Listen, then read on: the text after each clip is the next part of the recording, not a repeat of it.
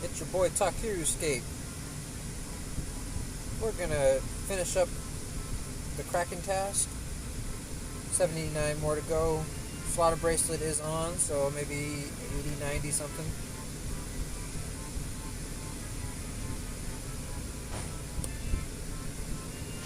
I think we're pushing 6,700 kills or so.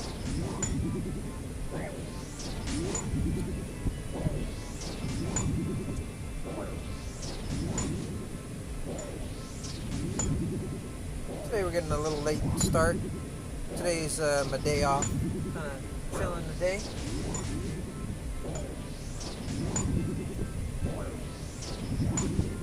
And a heads up, just a reminder, now my videos and my streams are sponsored. Today's video is brought to you by Phantom's Forged Figures. I was able to strike a deal with them. And we're now helping cross-promote. That's right. Phantom's Forged Figures makes hand-painted 3D runes, and when they deliver them to you, you get a custom hand-sewn rune pouch with them. And you can either get a brown rune pouch, like the classic rune pouch, or a blue rune pouch, like the Eliteness one from Tombs of Amasket. Isn't that cool?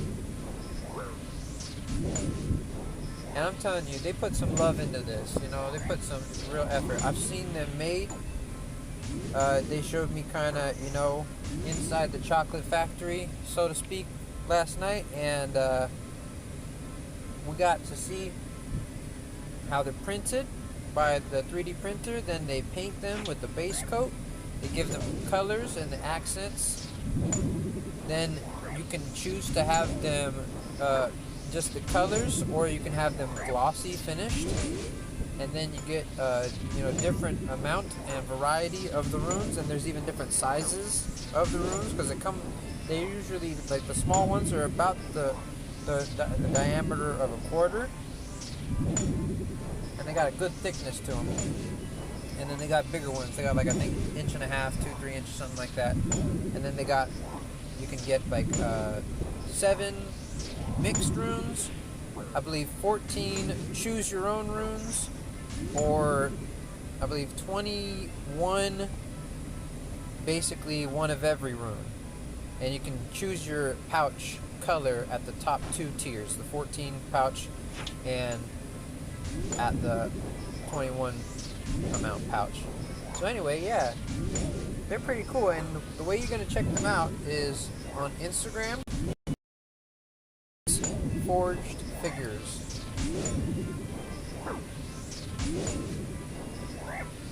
They're good people, y'all.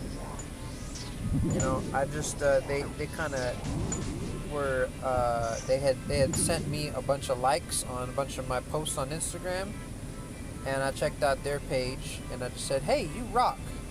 You should sponsor my videos." And almost without hesitation, within about 20-30 minutes, this independent artist had basically been like, okay, sure, and written up a basic contract using, I guess, ChatGPT or something. But they had wrote up a draft of a contract saying, okay, here's how it'll go. So for the first 30 days or whatever, and, you know, here's how many videos we want you to represent us, and blah, blah, blah. And I was like, oh, wow, your follow-up game is insane, homie. For real. Like, I was like, okay. This went from an idea to a reality, like, instantly, and I was kind of shocked, you know. And it's also, I appreciate it extra because, you know, I've had like some sort of sponsorship deals in the past and stuff, and I've done advertisement work in the past. But this feels extra special because it's like, first off, we're both RuneScape creators, and we're both, and the product that they're pushing is handmade and RuneScape themed. So it's right on brand. It couldn't be better. It's not like I'm trying to sell you some nonsense mobile game that nobody wants to play, you know, selling it from RuneScape to go play some other game. No, or like some silly multi-millionaire corporation that has nothing to do with RuneScape trying to sell, food or some. No, this is a real product made by real people that really play the game, that have a passion and trying to push it. And if you've seen any of the videos on my Instagram, man, these folks, like, they have hundreds of these things. Like, they are pushing them out.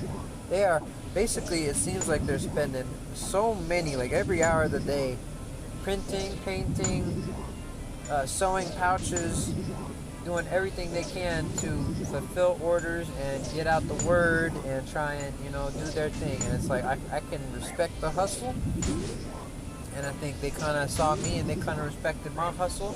So we did a little fist bump, a little handshake, and here we are. So that's what's going on, right? And so they're gonna send me one of these custom rune pouches with these custom runes, so I could show it off for y'all real soon. Should be maybe by next week, probably. I'll have something to show you guys, and I'm pretty excited about this. This is pretty big news for me. Yeah. I'm just a little RuneScaper, and if you guys know me, I'm a hobo. Well, I'm a hobie, not a hobo, because a hobo is like the guy sitting on the curb. A hobie is a homeless person that keeps it real and keeps themselves together. I'm a hobie, not a hobo. But anyway, you know me. I live in the van, and I'm just trying to keep my shit together. I got a job and all that, so I try to to make the best of it, and I try to keep my shit together. But like I extra appreciate having the ability to be sponsored, and basically, in a sense, and I'm not trying to get too big an ego on myself, because I know where I'm at, who I am. But what I'm trying to say is, like, I'm like kind of in the pro RuneScaper community now. Not only by my skills, I'm a max player with years and over 2 decades in this game, well over 2 decades in this game. But I mean, like, I'm now sponsored. I'm like a sponsored YouTuber RuneScaper. How about that shit? I think that's so cool.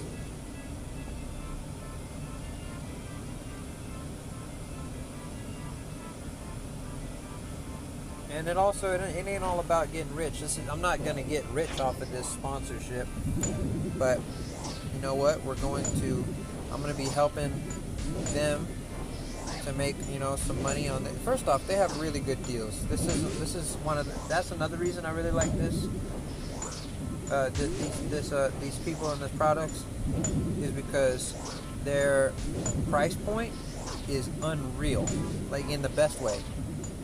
I believe right now they're having a pre-sale. I don't want to mix up the figures, but I think for the 21 runes, 21 hand-painted and a hand-sewn rune pouch of your choosing, the pre-sale, I believe they want just $30. $29.99, they said, for 21 runes, and you choose the color of the rune pouch. Like, I was shocked when I heard how low that was. I mean, that's basically like $1 a rune. And the pouch, how much effort you got to put into that to sew it up and make it look nice. I mean, I've seen these things. They look nice and they look quality. Like, I don't even know. It's almost like they're not even paying themselves for the labor. They're just paying themselves for the material and, like, maybe the shipping and stuff. Like, it's like they're barely even making any money. It seems like to me. I was like, you guys should raise your prices, and they're like, no, we want to keep it where it's at. I'm like, damn, you guys are nuts. You guys are insane. Like, you're not making any money, but they're like, no, this is how we want it. We want to keep this product reasonable and high quality. And you know what I'm saying? Like, I see them for where they're at. So I'm trying to do the same thing. I'm trying to make the best of my situation. I'm trying to make my videos and my negotiations and my streams the best I can, even though I'm literally parked behind the Lowe's right now, leeching Wi-Fi in shade because it's so hot and I don't have no data right now. You know, I'm making the best of it. We're streaming on mobile because, frankly, it's too hard to like stream on a laptop when you're homeless. It's just too hard.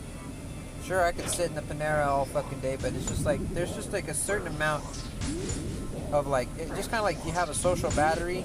There's like a loitering battery as a homeless person. Like you can only hang out in a spot for so long before you attract attention, before you attract unwanted attention or even police attention. Certain spots are better than others, but I'd say like, okay, so I already ruined one Panera just by myself being homeless. I got discriminated. Like, I mean, okay, so I was hanging out there, but also I'm waiting for orders because I work for a delivery service. So I'm waiting for these orders while I'm in an air-conditioned restaurant, using the Wi-Fi and charging up my laptop. Sure, I am sort of loitering, but I also am delivering for that restaurant sometimes. So I'm basically working for them.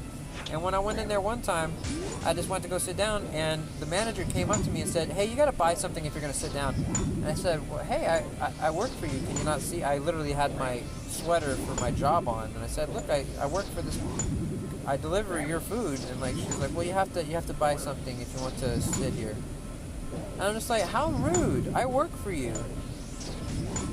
I'm just like, fine, if you don't want me to be here, like, I wasn't causing, I was just sitting down, like, I was just about to sit down, basically, and she came up to me, she's like, you gotta buy something if you're gonna rest here. And she said, because we're having problems with homeless people. Like, they kept changing the freaking bathroom code, like, every day at that restaurant, too, and, like, they kept changing the, like, there's a door on the side that's, like, made it easier for, like, delivery people to come get their orders. And anybody else that's also like getting a to-go order to come in, and it's like the to-go side and the to-go door basically. And it even says above the door in like bold letters, "This door is to remain unlocked during business hours," right? That's even the freaking law basically. And they started locking that door. And I'm like, "Why are you guys locking this door?" And they're like, "We've been having a problem with homeless people." And I'm like, that's not going to stop a homeless person from getting in. There's other doors, first off. And second off, you're just pissing off the regulars and the deliverers. Like, some people, like, okay, first off, I understand, like if they're in that spot that's like right by a freeway, right? It's hot. It's a lot of homeless people, myself included. You know? I kind of get it. It's a lot to deal with. People coming in, taking your water, using the restroom, making a mess probably. They probably don't clean up the tables very nicely when they leave. Yada yada. You know what I'm saying? Like, they probably are somewhat of a nuisance at the same time. There's a philosophy I've kind of taken on, especially because I am a homeless person. Like, there's a philosophy I've taken on, and I hope that others can start to appreciate it. That the greatest people of the greatest nation are judged by how they treat the weakest members of the society. And it's not just like the homeless person, it's also just the drug addicted or the ill-informed. Like, I don't want to get like real, like, I try to separate, because I am very like opinionated. I try to separate my politics and my philosophy from my RuneScape, because this is a fun place. This isn't a place for that. But I believe a lot of people have basically been, shall we say, poorly educated. And it's led to a lot of misconceptions about life and the universe, and it's led to a lot of problems socially. Just having a poorly educated voter base is a problem, because they can be easily swayed by fear-mongering, by propaganda from both sides. Like, I'm not trying to point fingers right now. Again, this isn't that kind of channel, but I want to see the best in people. I want to see everybody, like, okay, so I've seen some kind of videos of they were trying to see how other countries deal with drug use and drug laws and stuff like that. And they went to, like, I believe it was like Switzerland, and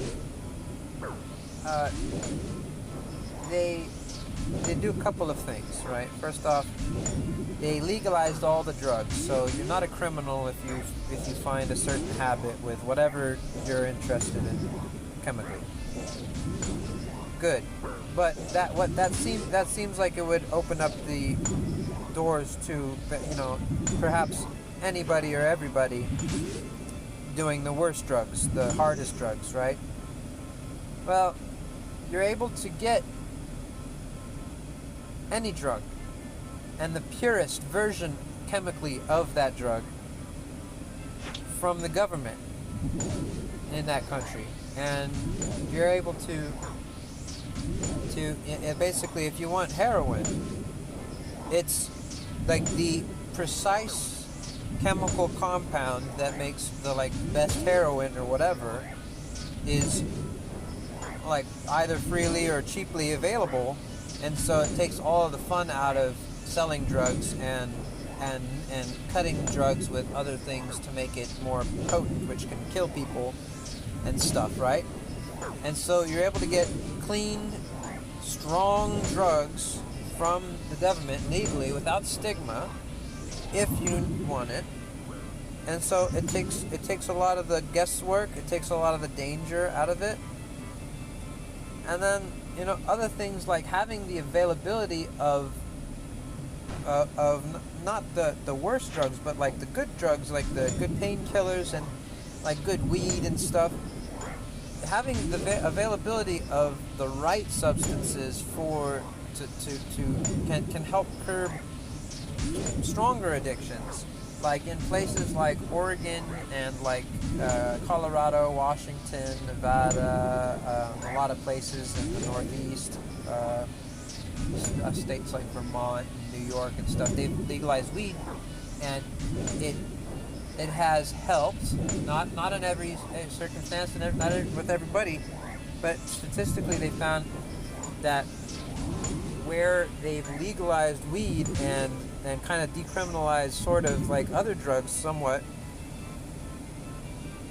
people just, like, they don't need the stronger stuff, because, like, for me, how it was, like, whenever I've been smoking weed since it was illegal,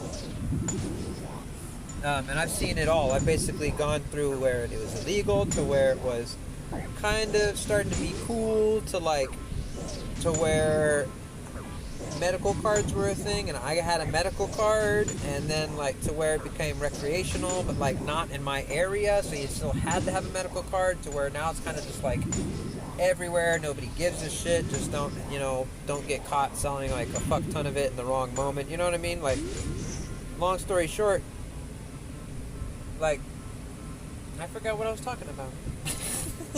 No, but, like, when I would get weed, right? Sometimes my dealer would be like, "Oh man, sorry, I don't got weed, but I have shrooms. Wanna try some shrooms? I got some ecstasy pills. You wanna try?" You know what I mean? They'd be like that. And sometimes I'd say no, sometimes I'd say yes. Sometimes I'd end up trying some different substances, and that's kind of how some people get hooked. Like, sometimes weed can be a gateway drug, sometimes it's the safe way drug, because when it's available, sometimes that's all people need is just good weed. Like, when there's a shop right next door, you don't really need much else, because weed can, like, make you feel so good. Some people like uppers and stuff, but weed can help a lot of people just feel good and help with anxiety and pain and stress and eating and sleep and all this. And when it's available, people don't need all that harder stuff. I don't know. It just kind of makes sense, but not to every politician. You know, not to every state, not to every, and so like another thing was when they were showing the documentary about like Switzerland or whatever, there's no homeless people in any of the cities. You know, any of the cities, you don't see any ragged looking folk with the long beard and dirty skin, and old clothes, and you don't see these folks and they're nobody sitting on the corner with the sign begging for a buck or a tin can, for a coin. Nobody, because not like they give these people everything they need to get off the streets, is what they're saying. Like, they can't imagine a homeless person because, no, they just give these people everything they need to get off the streets. Because what's better? What's better for everybody? Is it better to have an entire class of people who just can't afford to, like, live and can't afford to contribute because they can't afford to even contribute for themselves? Or is it better to offer these folks a hand, offer these folks some sort of temporary housing, some sort of maybe a job, maybe a income of some sort to get them off the street so that they may have a chance to level up and join the rest of, the functioning society. And many times there are people who would rather be at the bottom of the barrel, but I think more often than not, a lot of us would much rather succeed than just sit in our failure. But a lot of us homeless people find no option out, especially in expensive places like California. I've lived in California my whole life, and for most of my adulthood, I've been homeless, or I've been unhoused, or I've been in the best of times, I lived in a trailer that wasn't hooked up to a sewer, so I had to tote my own waste, basically, in buckets, every week. This is the kind of, the shit you have to deal with to make ends meet, to survive out here, and it ain't pretty. It's really kind of sad sometimes. I'm sitting behind the Lowe's right now, leeching Wi-Fi, stealing shade, and I'm looking at the wall right here, and there's a wall plug. This might be the place where I leech energy as well as Wi-Fi to try and do my homeless inferno cape. I was thinking about it, and this might be the spot right here, right now. Like, right next to me, there's a door and there's a plug, and I bet if I could plug into that wall, and if it gives energy, that's it. That's all I really need, because it's Wi-Fi and energy and shade, and basically nobody's looking at me because it's against the back wall of a building. I don't know, unless a cop comes by and asks me what I'm doing. I'm pretty much cooling. And this is the kind of shit you gotta do when you're homeless, man. I feel like a freaking criminal when I go into El Pollo Loco to get some water and use the bathroom without spending any money, But that's what you gotta do when you're homeless. They don't give us any bathrooms. They don't give us any huts to stay in when we're homeless. They don't give us no parking lot or no land to do anything, to plant ourselves, to get ourselves going. So we have to live this nomadic lifestyle where we're basically living on a fucking bench, or living on a fucking Starbucks, in a Starbucks coffee house or some shit all the time, and it's really fucking tragic. And it's like, the solution is so simple. Just help us. We need help. The problem is with a lot of us is we've been so trampled and so forgotten by society that we just don't know what else to do, and a lot of us slip into destitute and drug addiction. Luckily, I've pretty much been able to keep my head above water and keep a job and keep my insurance and my gas and my all that shit, my license and stuff, registration and shit, everything paid for. But, like, you know what I'm saying? Like, it's not easy. I've had this job for over a year now. I've had this car for over a year now, and I see no like option of how I'm going to move into a house or move into a room even. Like how can I even save when I don't have like a refrigerator to like make my own food? I have to spend all this money on poorly made fast food. I am shocked at how poorly made some fast food is. I get it that they gotta move fast to get some orders out and it's just the job they gotta take and shit, but like have a little bit of fucking pride in the product you're shoving in people's mouths, you know? Jesus.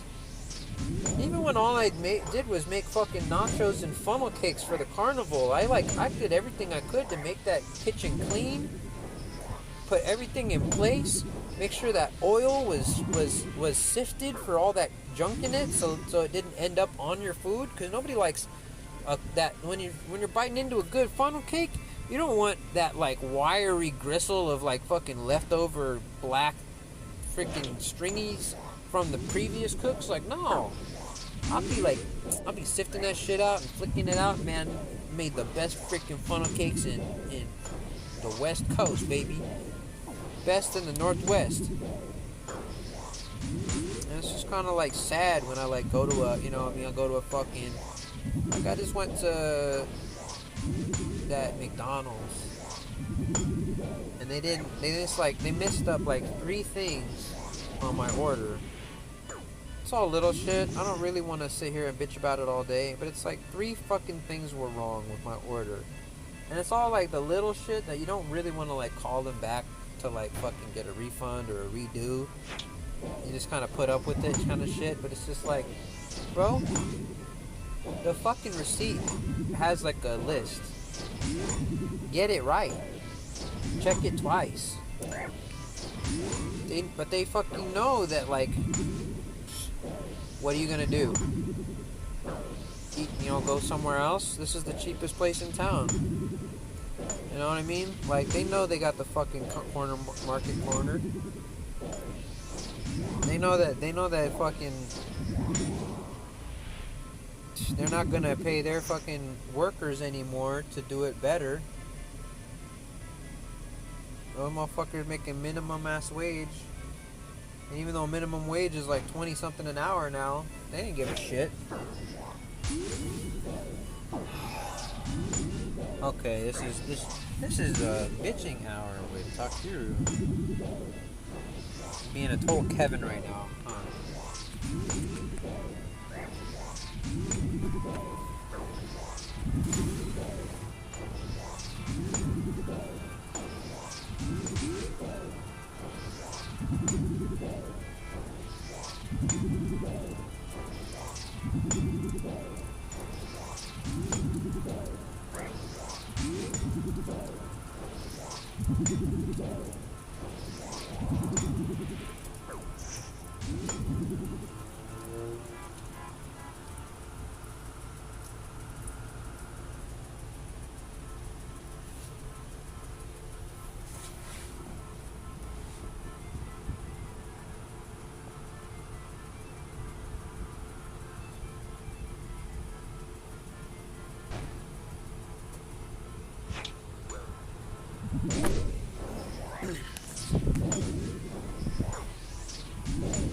Anyway,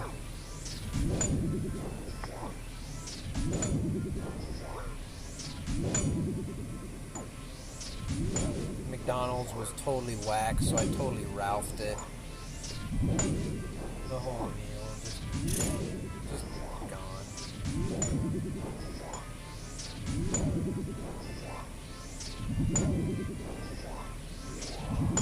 Besides, it was a freaking Big Mac, and like, not gonna lie, like,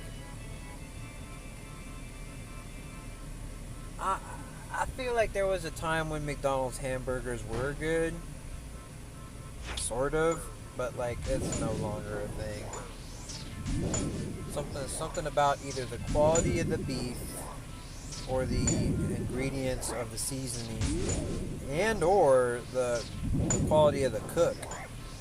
Because like, you know what I mean? Like sometimes a burger can be real good and juicy, but sometimes it can be either under or overcooked.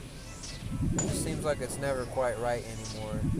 And so I basically stopped eating beef unless it's like some good carne asada or like a good steak.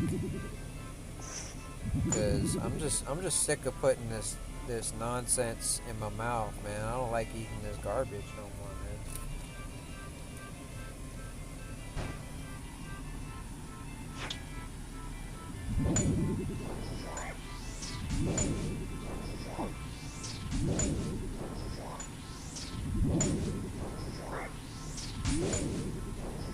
Yeah.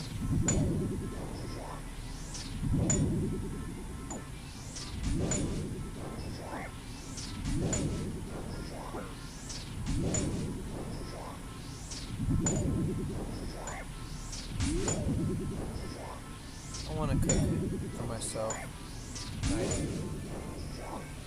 I'm about finna be serious, mate. Like, if ever I can establish myself to where I can like pay rent again and have enough money for food and stuff, I'm never getting fast food again, man.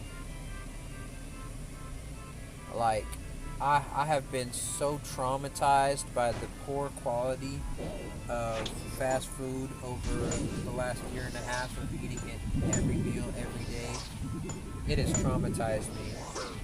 It is disgusting. I've had incorrect orders, stomach issues. I've had to Ralph up so many hundreds of dollars worth of poorly made food that made me sick to the stomach. I mean, I've spent so much money, like so much money on poor quality food, man. Poorly made, poor quality food that just drives me freaking nuts when like I know because I'm a very picky, very precise chef. I may not have a million recipes or use a million ingredients, but I'm a very good chef.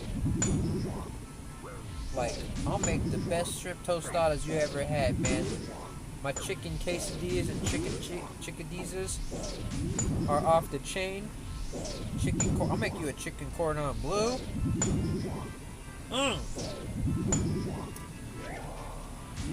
I'll make some of the best food.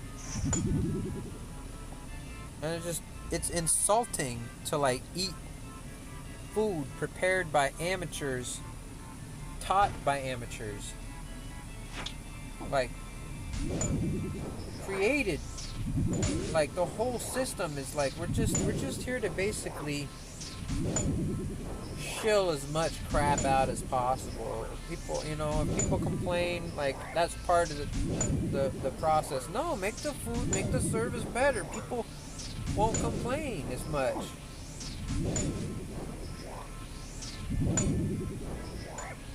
I fuck with my sponsor because they seem like they're like a real people, trying to do the best to keep like their customers and their people happy. They're very transparent, they're very real, and I can appreciate these kind of qualities when like, there's so much companies out there that all it is just trying to make a quick buck and who gives a fuck about who complains or who fucking stops like going to the restaurant because they've had so many bad experiences. Like they don't give a fuck. Like I've had so many. Like I kept giving the McDonald's more and more chances. Like okay, well I don't want to go in the restaurant because I'm so pissed off at them. But you know what? Maybe I could still do the mobile order from the outside or do the drive-through, so I don't have to deal with them as much.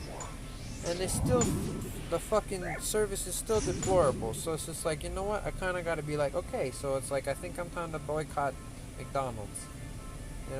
It's disappointed me so many times. Why would I? Just, you know what I'm saying? Fucking scheiße.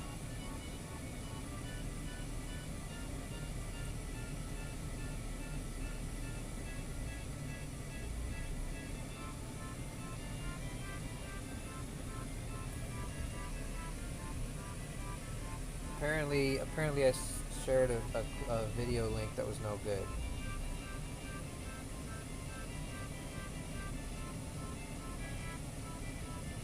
Damn it.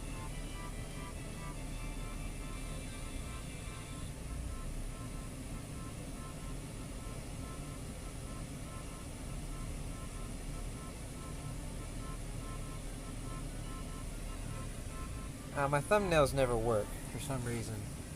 I've got a problem with thumbnails on this mobile Streamlabs app. Even though I had one in the pre-schedule, I had a already done thumbnail, and in the Streamlabs like go live settings right before you go live, I had a different thumbnail. Neither one show up. It's like a green screen. It was very obnoxious. I don't know where the green screen comes from, why it looks like that.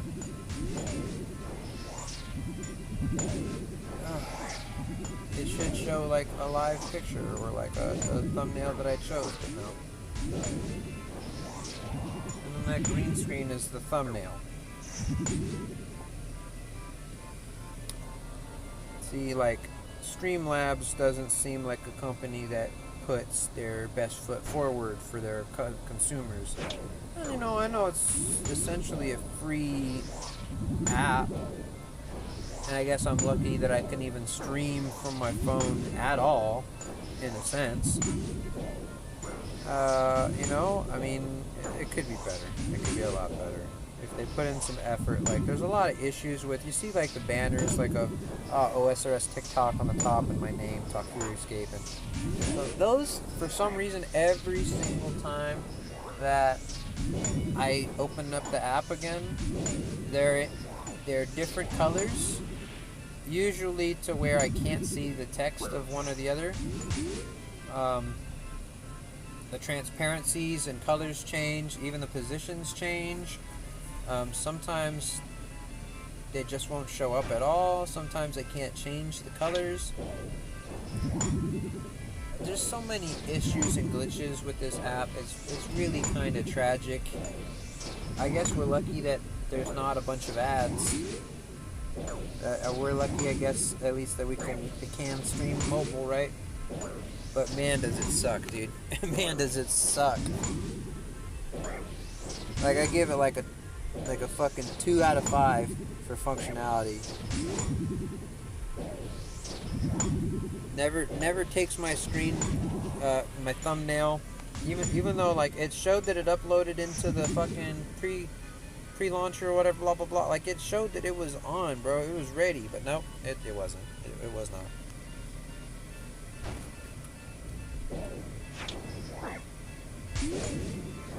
Best of a bad situation.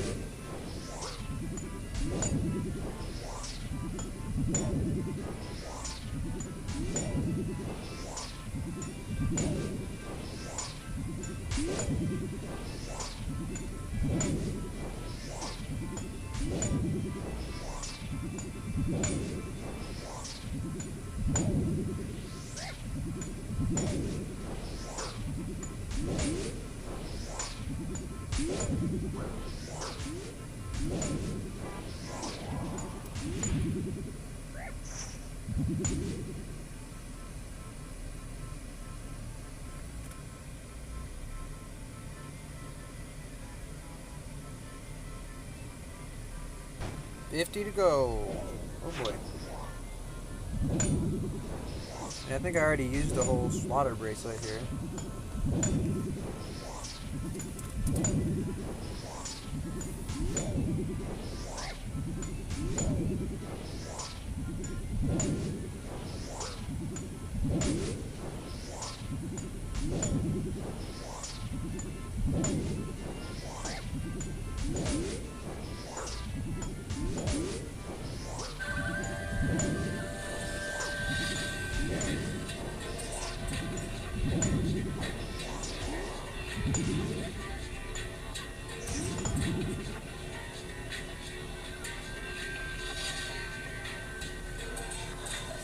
Oh.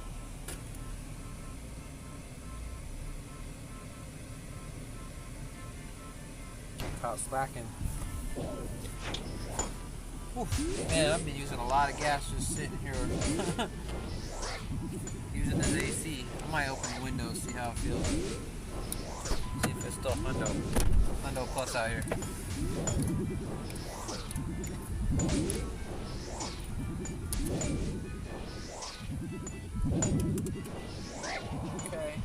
Okay. I think we could live with this heat. We're in the shade chilling.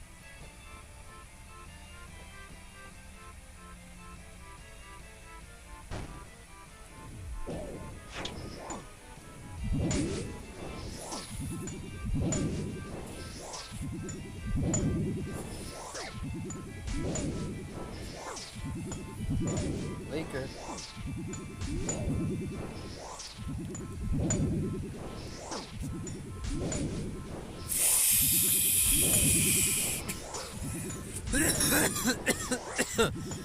It's like this shit. Man.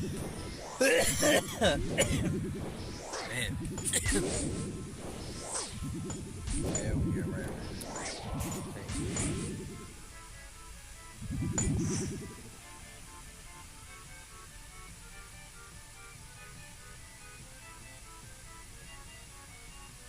I'm like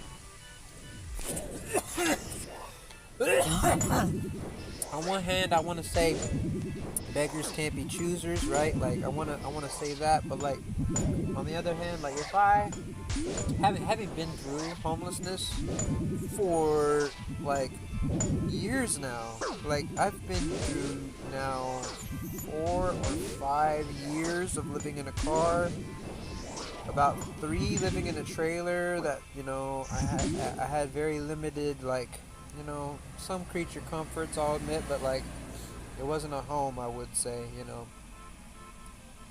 I mean, like I need a house. You need a house, and you need like some certain things to be like comfortable. You know what I mean? Like a locking door would be nice. You know what I mean? Like to where you don't have to worry about your shit getting stolen. Anyway, like if having been through this homelessness for years now, when I get on the other side, when I like find success, when I find more wealth and fame than I know what to do with, I want to go philanthropy. I want to do philanthropy, but also not just philanthropy, because like being Mr. Beast seems wonderful and everything like that, but what really needs to happen is that we need to solve problems, not just put band-aids. Like, you can give a homeless person $10,000, but is that going to truly fix them? You know, I mean, in the most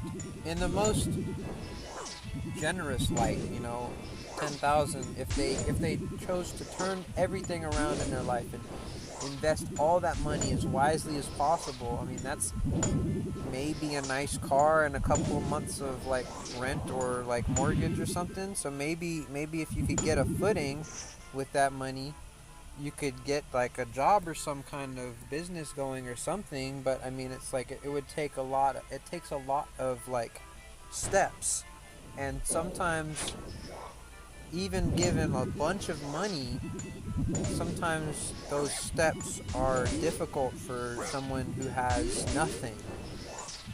Even with money, you know, you have to still like figure out how to get the paperwork to get your license together. You know, sometimes a lot of homeless people have like lost their birth certificate and their license or their passport or their social security number, and so it becomes so much harder to like prove that you are you, which is really kind of sad. Like, of course I am me. Can't we just put my fingerprint, you know, and just here's all your paperwork, you know what I mean?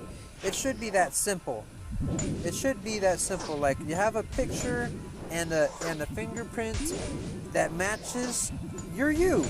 Here you go. You know what I mean? Like, it shouldn't be like we have to jump through millions of hoops of bureaucracy and give all sorts of money to like things like an ID.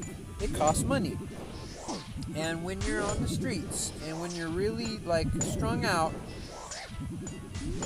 and you have a choice between, okay, I could spend $35 to get my license renewed, or I could spend that $35 and get an 8-ball.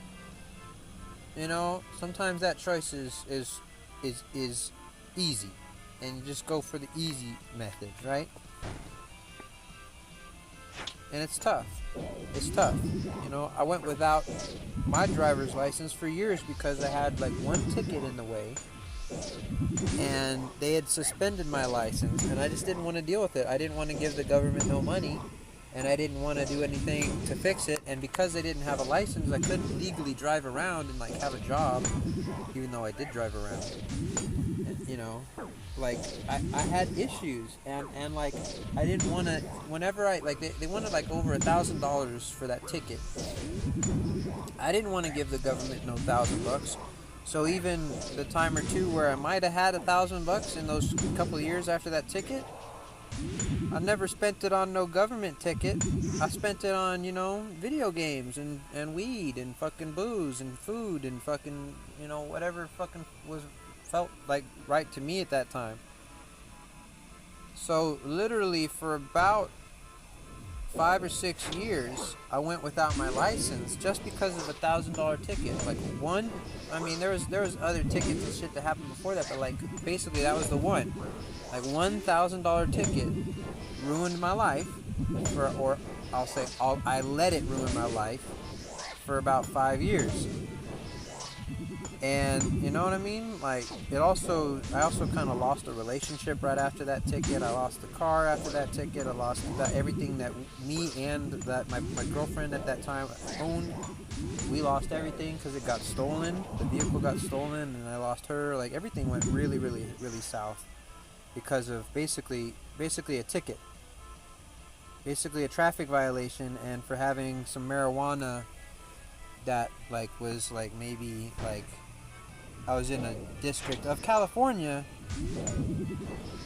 that was like medical only, and I had no medical card at that time, and so they charged me for possession and for no license and registration and no insurance at that time. And so yeah, they took my ability to drive away, and I'm like, okay, fuck, I mean I already lived in a car, what am I supposed to do? I can't drive.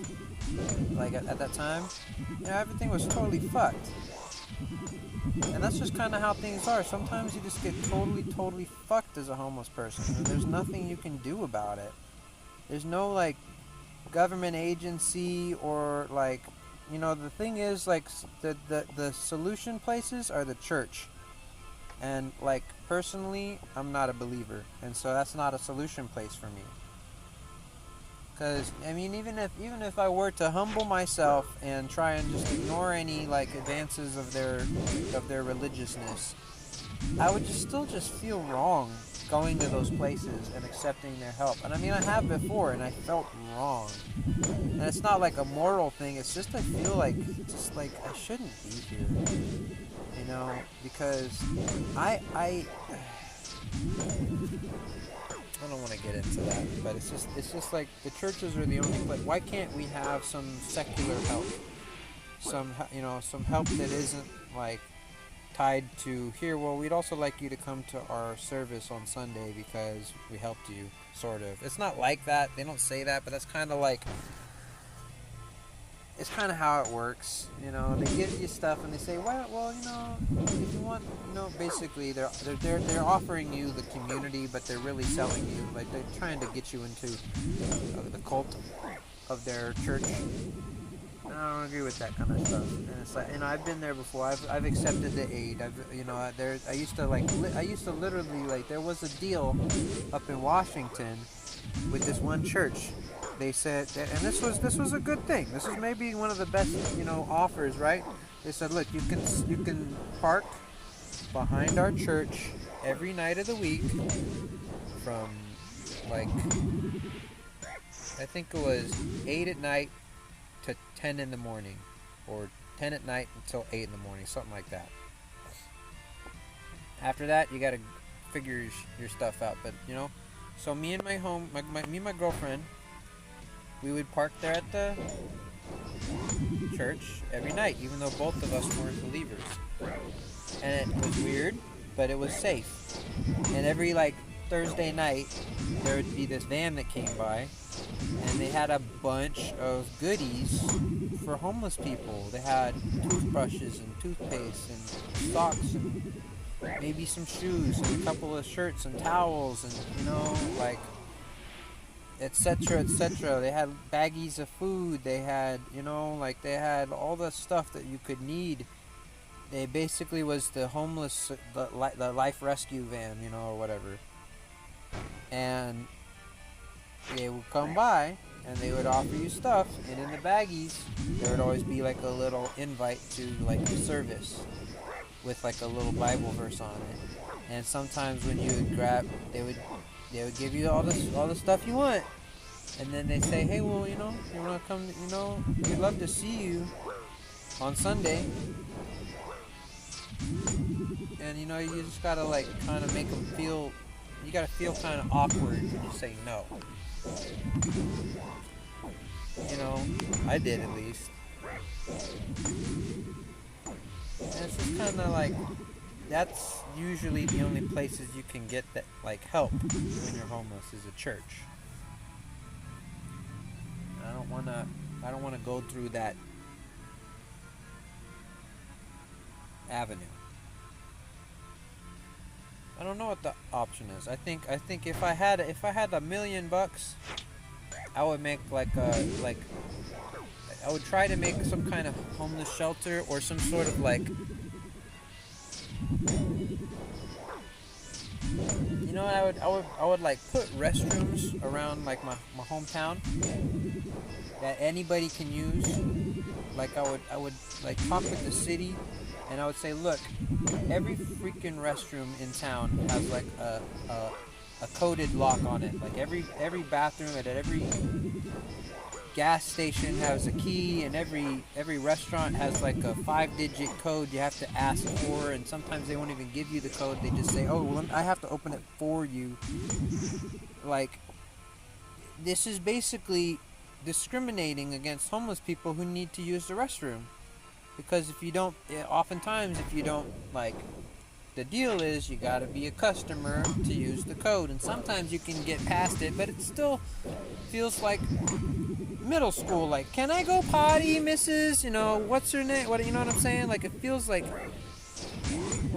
yeah, having to ask for a bathroom pass in freaking elementary. Like, what is this, preschool? Come on. Like, we're all adults. We all need to fucking piss and shit. Like, I only barely feel bad for like the employees who have to like clean up after like a bad restroom user, because that happens. People disrespect bathrooms all the freaking time, man. Myself included. Sometimes when I had a bad experience at a restaurant, I'll just go in there and make a mess. But like, I try not to do that anymore. You gotta kind of not shit where you shit, you know what I'm saying? Look, if I had millions of bucks, I would talk to my hometown representatives, and I'd say, look, I'm gonna put down all the money. We gotta designate places that are very near to these shopping centers where everybody can use the restroom, and like for all time. And you know what? Who's gonna take care of these restrooms? We're gonna give the job to homeless people. We're gonna have them, be the custodians or whatever. And so every we pay them to hang out, and every half hour or whatever, they go in and check the restrooms, make sure everything's stocked and everything's clean, and nobody's causing a problem and making a mess in there, right? Not like staring in, not like being in there, but just hanging out. Just kind of maybe like in Vancouver, I think they pay the homeless people to clean up the streets, and so they don't have any trash. They don't have any litter or debris like in the shopping centers and on the roads and stuff, and they don't have any homeless people because they gave them all jobs. Like, there's solutions. There are ways to solve this. Homelessness can be solved. It just is like a problem, I think, very much like No, don't. Okay, hold on. We're trying to put a firewall in place of getting too ranty, too political and stuff. I'm just trying to say there are ways to help these people, to help them solve their lives. There are things that we can do, like locking every bathroom at every restaurant and saying you need to get a code or buy something to be able to be here to use this restroom is degrading, and it's happening more and more, especially in big cities. Like I think I'm pretty sure in like L.A. like there's nowhere to piss, in like New York there's nowhere to piss, and God forbid you got to take a shit. You know what I'm saying? Like, in my medium town, I'd call it like kind of a medium town. It's not a big city. It's not a medium city. It's about a medium town. And there's nowhere to piss. There's just a couple of restaurants that don't have a code or a key. And it's more and more are putting a code and a key on every day because less and less are available. So that means that more and more homeless people are coming to these ones that are still open and using more flushes and using more toilet paper and you know what I mean? Like every toilet can only go through like a million flushes, and like fucking if twice as many people are using this toilet now because the one next door just shut down because now it's got a code or a key that they won't give you, you know what I mean? You gotta make do, and it's just kind of like, just like it's kind of like a game of Survivor, right? Like, how long can you survive until the solution comes? Because like I believe that for a lot of homeless people, myself included, the solution isn't maybe even possible from within. Like, especially for a lot of people who are homeless with disabilities, which often can tie really into hard drug use. Like, a lot of people who are fucked up physically in one way or another take a lot of drugs to try and help the pain or try and help the depression from not fitting in or whatever. And you know what I'm saying? It kind of goes hand in hand. Like, you do more drugs because you feel bad. You feel worse because you do more drugs. You're poorer and poorer, and you work worse and worse, and you don't fit in more and more. And like, there's not a solution for us. But like, the greatest society is judged by how it treats its weakest members. The truly like the worst off of society. I mean, the worst of us. The people who have the worst addictions, not just to drugs, but to really evil, vile things that have some sort of, that the people who have mental health issues that maybe seem like they won't be able to have their solutions solved, but we still need to give them empathy because every human, every person, just like every animal, humans are all just like complex animals with language and stuff. We have more, like, we all deserve a level of dignity. Like, when you see a cat or a dog, like, out on the street, you usually, as long as it's not rabid, you usually feel sad and you feel sorry. You want to help them get a home, maybe not, you don't always do it yourself, but you kind of wish, oh, man, I wish that dog, that cat had a home. Well, the same thing for people, man. There shouldn't be a homelessness. Nobody should be homeless, man. Even if we just gotta give these folks just a freaking hut, behind the freaking, like say, give them some land behind the Walmart or something, behind the places where they're already gonna be hanging out anyway, right? Because homeless people hang out in certain zones. We hang out in shopping areas with, high density of people so that we could beg for people. And it's like, here's the thing. They always say, well, we don't want, not in my backyard. We're not going to put up, a low-income housing in my zip code because I don't want my property to go down. But the thing is, like, if you don't put them in your backyard, they're just going to be in your shopping centers. And they're going to be wandering the streets and all over your yard. And, you know what I mean? They're just going to be more, you know what I mean? Like, if we actually give them a place somewhere and they can actually establish themselves and start saving some money and stuff. And you know what I mean? Like, not be drowning in debt. Give these people a place to stay and not expect them to have to like not everybody can have a job. Like, unfortunately, especially in like nowadays, there's just not that many jobs sometimes in places. Like in a small town where you only got like a Walmart and McDonald's and like a Starbucks, where are you gonna work if you're freaking 17, 18 and you need your first job? And like all those restaurant positions at those 2-3 restaurants in town are all took. You either have to work there or you have to take some kind of Zoom job or something, get lucky like that, or end up, you don't know, I mean, you end up like doing streaming or OnlyFans or something like that. I don't know, but it's just like there's not a lot of options in a lot of towns. And so that's where you kind of turn to drug use, and it's like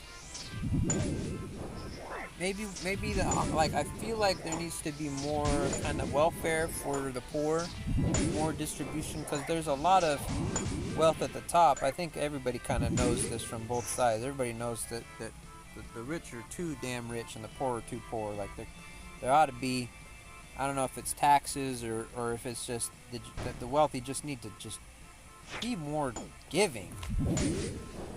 I don't know.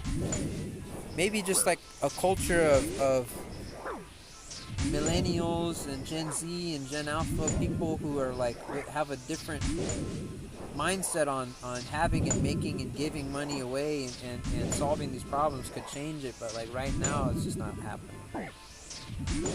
Nobody is significantly trying to solve the homelessness problem in, say, California. I don't see anybody really. Nobody's helping me out. Nobody's offering me a place to stay on the low. Nobody's helping. And sometimes you got to find your own solution. But at the same time, it's like there just shouldn't be homelessness. Like I think rents have gone just astronomical because there's a whole issue with like large corporations, like I believe BlackRock or something. I don't know everything, but large corporations are buying up a lot of houses and real estate and even like mobile home properties and stuff like they're buying up mobile home parks and jacking up the rents of people who've lived in, like, mobile homes are supposed to be the low income option. If you can't afford a house or a room for rent, you move in a trailer park basically. But now the trailer parks are jacking up their prices because they're now owned by these big companies and stuff. And so just rent everywhere has become more competitive because, like, say, a tipping point, I don't know if it's a majority or what kind of percentage, but a tipping point of these companies owning these houses and raising their rents convinced basically every other normal landlord and every other renter to raise their rents to stay competitive because they figure, well, everybody else is charging $1,000 plus for a month, so can I. Like, when I started paying rent when I was 18 or whatever, I paid about $350. Between 300 and 400, about 500. I would have paid maybe 500 if it was nice or something, but that was about what rent was. Now it seems like you want a place, it's about $1,000 a month. I don't make that. Even on my best months, I do not make $1,000 a month. That I can just, well, not at least that I can set aside just for rent. That's nuts. I pay 3 to 5. I can pay 3 to 5. So there was like one time when I was sleeping in a parking lot, this cop came up to me and just checked on me late in the night, and he just said, "Are you all right?" I'm like, "Yeah." He's just like, "Well, we're just doing a welfare check. Somebody said there's like a weird van in the parking lot." I'm like, "I'm fine, dude.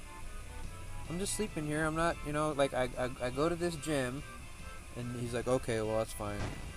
He didn't give me no ticket or anything. But then, like, in the morning, another cop car came up, but this one wasn't like cops. It was like these different volunteer type looking people Like, one was like maybe an attorney, one was like a nurse, one was like maybe a deputy or something, but you know, like none of them, I don't know, like they didn't put off cop vibes, but they were like associated with the cops, right? And they were like, I don't know what they were called, but like called them like the in need outreach group or whatever. And they kind of like started asking me a bunch of questions, like if I'm on drugs, if I need any help with like addiction, if like I need like any counseling, if I need like food. And I'm like, well, I have like food stamps and stuff and blah blah blah, I have a job and stuff and yada yada. I said, I need a house, I need a place to stay. And they're like, okay, well, tell you what, we know a guy. And they connected me with this guy who like apparently puts up low income people, and the best offer that he could make me was $700 a month for a room. And I just like, I felt insulted. You expect a homeless person to pay $700 a month for rent, like as the like solution to getting off the streets? That's absurd. I mean, maybe that's a good deal, maybe even, but that's just too much. Like, when my dad apparently, you know, like, they did the calculations, right? And they said basically how rent was when like my dad, because my dad's pretty old. He used to make freaking, you know, like his wages like were fucking $1 or $2 a day kind of shit. You know what I mean? But like that was a lot back then kind of shit. Like what he paid for, like apparently, you know, rent used to be no more than about 1/10 of your income for like an average earner, right? And to equalize that ratio for like a 40-hour work week to equal 1/10 of your income would be, you'd have to make about $89 an hour and work 40 hours a week. So just shy of $100 an hour.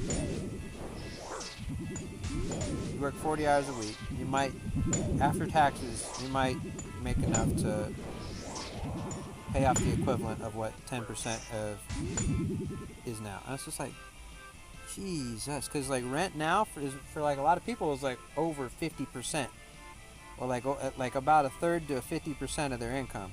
And $700 for me as a homeless person, that'd be about 50% of my income every month. It's not happening. You know, maybe I'm in the wrong part of the country. Maybe I just ain't even looked at rents, you know, lately. Maybe I could find a better deal. But I don't got no money to spend. I'm living at the bottom of the barrel, as it is. Even working every day.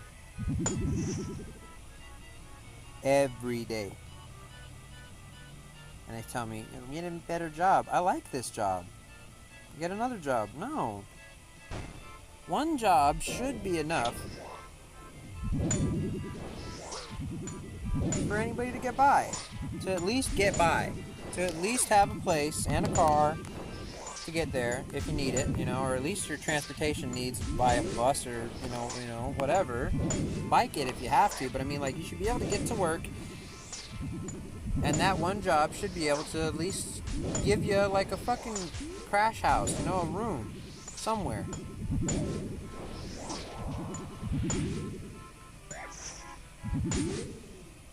But working, I literally work 100 hours a week.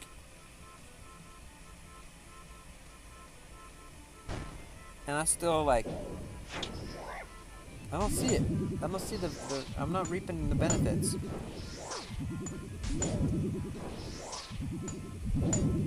Make a grown man cry.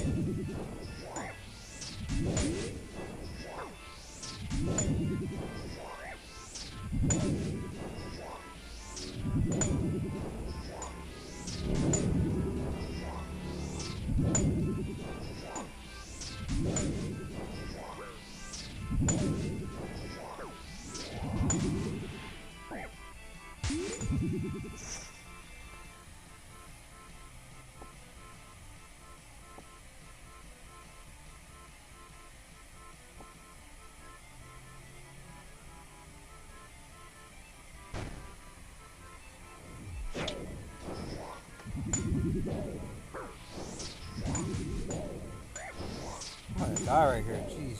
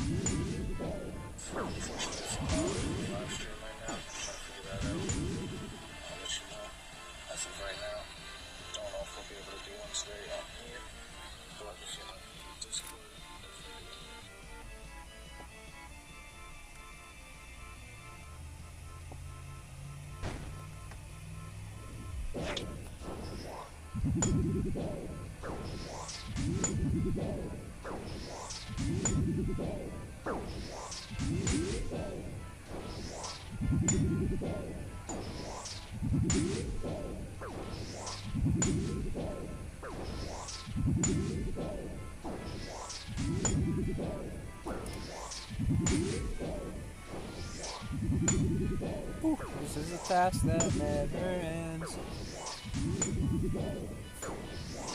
Had good luck though. I think I've got either 3 or 4 Kraken tentacles this task already. We'll see how many I have in the bank, but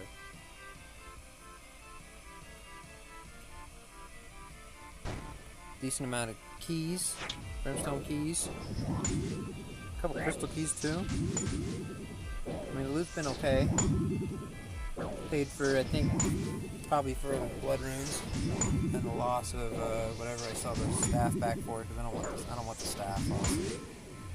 It's only good for this right now.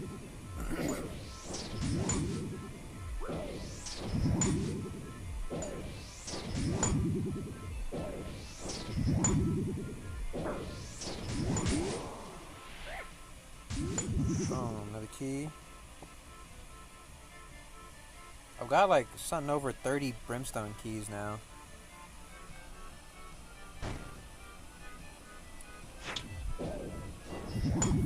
I just like collecting loot. I've been on a collectathon lately. I collect all the alcohols. Basically anything above adamant.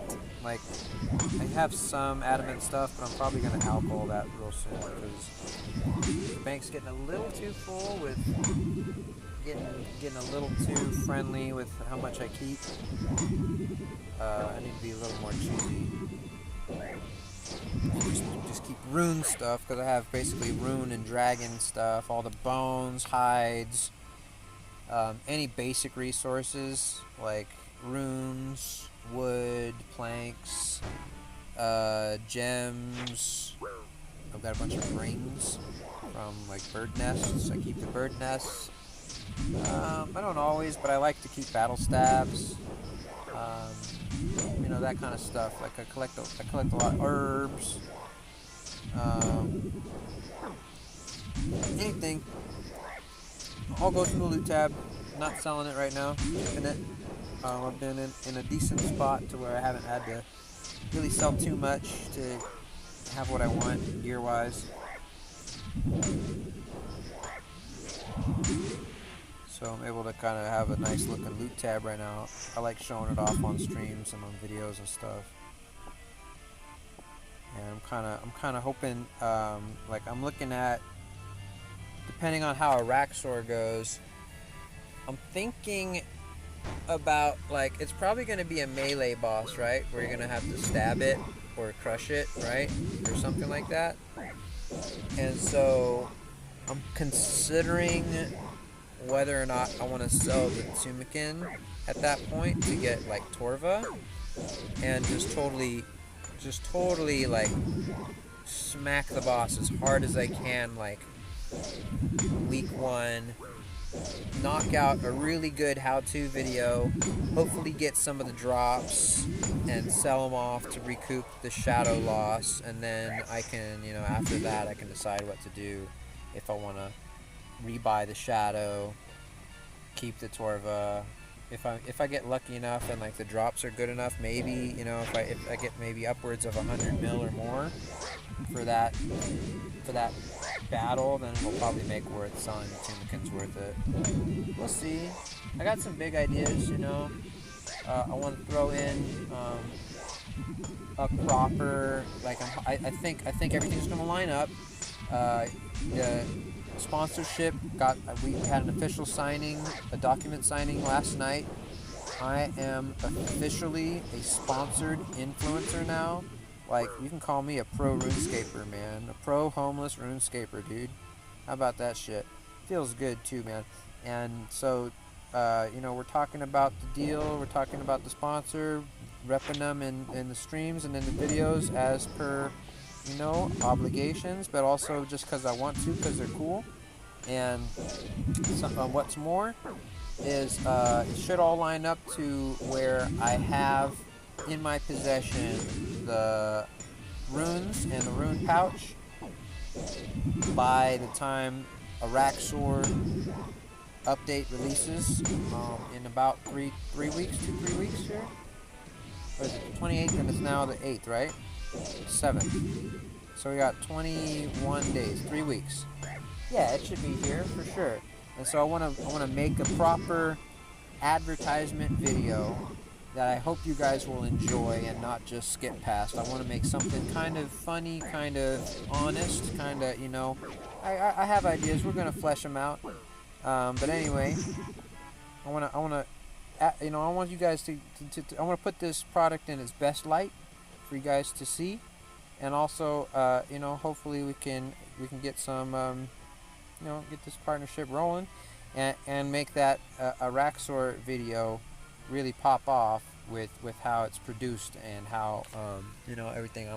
I'm thinking if I'm smart, I'll basically pre-edit the video as much as possible before a Raxor comes out, and like throw in the intro, and throw in some music, and throw in the titles, and throw in the advertisement, and throw in, basically everything except for killing the boss and getting some loot before a Raxor comes out. And then when it does, I can be one of the first to upload kills and stuff, because all I'll need to do is just drop in the clips of me getting some kills and maybe a drop or two to get some views, right? And that's all it really takes. That's all it really takes. So I'm trying to have a little bit of proactivity and a little bit of foresight here, so that we can make the best of this. Because my best performing videos are like week 1 how-to videos. Even if the gear's scuffed as hell, even if we only get a couple of kills, at least it kind of shows people what it looks like, so you don't have to be so scared what to expect, and a basic idea of what kind of gear and what attack styles and prayers to use and stuff. And you know what? It gives people a springboard, and also, it can make the viewer feel better about themselves to watch you suck at something that they might be like watching you to see some part of the fight, but also be watching you with like this kind of like in the back of their head, like, oh, I could do it better than that. Oh, I would have stepped here and prayed this or clicked that, and you know what I mean? Like, which sometimes it serves you to look a bit foolish sometimes. Sometimes when you make a fool of yourself without being malicious, people might comment and say, oh, you meant to say this, or you meant to do that, or like one of my somebody commented on my Toa video, like they did a time stamp basically, and like a laughing like comment basically about how it was funny when I almost died. Like I got down to like 10 HP or something like that when I was fighting Kefri, and I was like, oh shit, and they freaking commented on that. And that was a moment where I was failing and not looking cool, but it worked out to get engagement in a way. And it's it's not all about engagement and stuff. Life's not all about engagement. I'm just trying to teach tricks of the trade a little bit, maybe. Consistency, I think, also is a huge thing. Like posting every day, or at least having a schedule of every week or something.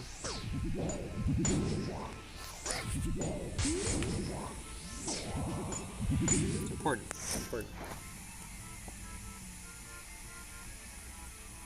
Whew, this task is going on and on, huh?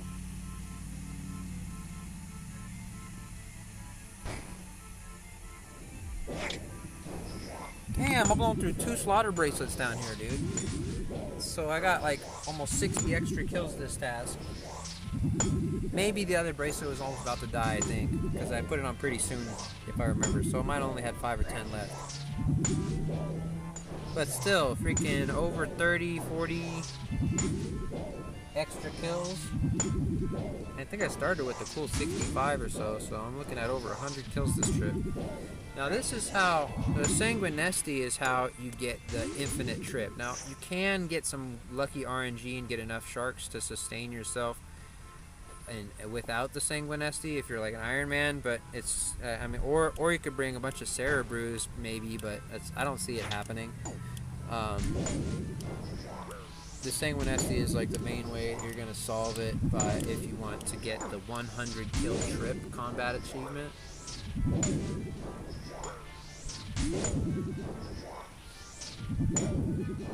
bring a bunch of anglers. You usually get a bunch of sharks and edible seaweed along the fight, so that also helps. And then bring the slaughter bracelet if you want to make your task longer. I'm trying to get the pet, but also the loot's fairly good. I don't know if it always makes up for the blood runes and the cost of the staff, basically.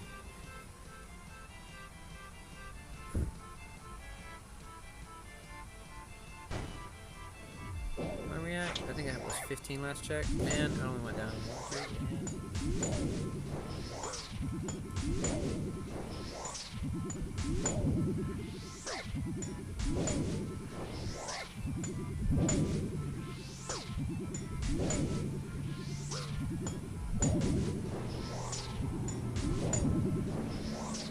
I think I'm gonna go do laundry later.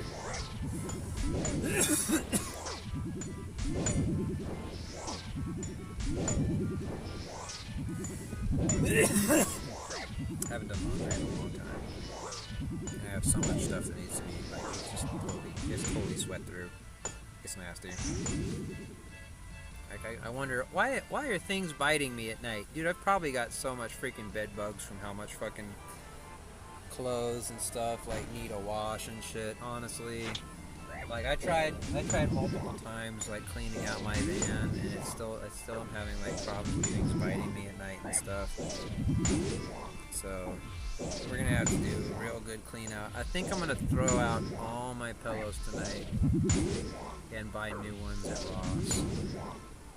Because all my pillows pretty much are so funky. And I have a lot of pillows to sleep comfortably. I got fucked up in a fight a couple of years ago, and it's not the worst thing ever, but I can't like sleep on my back or my right side without it hurting, so I gotta like prop myself up with like a shit ton of pillows, and I use a kneeser, but which basically turned into a full legger, because like, you know, you ever put a leg between your knees so your knees don't knock? Well, I also did it so it's long enough to basically fit between my knuckles and my ankles too, and you know, kind of stuff all the way up into my crotch, because that feels kind of comfy too for some reason. So anyway, it's basically a full legger body pillow, but it's like a half body pillow, right? That thing's disgusting, and the fuzz inside's all knotted up in weird ways that aren't comfy to lay on, and yada yada. You know, I need new pillows. The one I lay my head on is, you know, it was white. It's turning brown. It's no good. It's gotta go. I had a freaking pillowcase on it, but that turned colors too. I'm like, oh man, it's nasty. I got a situation, and I'm trying to, you know, I try very hard to keep like myself organized and cleanly, but man, I'll admit sometimes the back end of the van can get to a fucking mess. Yeah, it's not fun.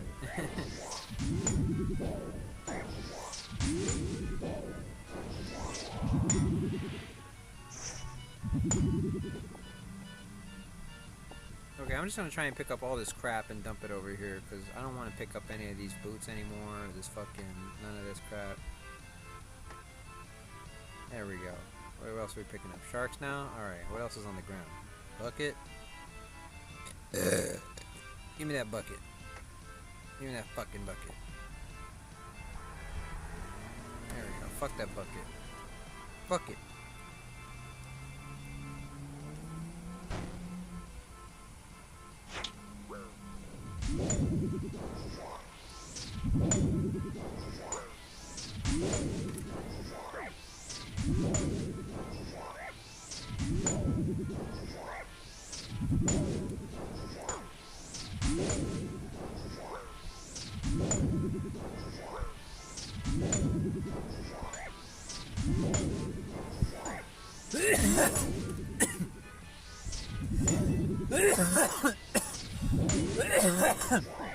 See, I think there needs to be a different kind of shelter for homeless people, because a lot of the options currently are very restrictive and not very, I would say, very inviting to homeless people. A lot of these homeless shelters are like, you have to be clean, you have to no drugs, no alcohol, and you definitely can't have any like on your person when you go in. Like, you have to be in by a certain hour, out by a certain hour, you know, and and there's probably reasons for these rules, but it's not very inviting to the average homeless person. You know, maybe if you only are homeless for a little while and just need somewhere to sleep for like the night, maybe, but like somewhere to stay to like get back on your feet is what I'm trying to say. It's not very inviting, I mean, some people maybe getting sober is the right thing. Yeah, like I kind of have to get sober. Like I've tried to stop drinking over the last couple years. You know, I've done okay with it. I still drink now and then, and it's never really a good vibe. But it's usually like I run out of weed and I don't, it's too late to call the weed guy or something.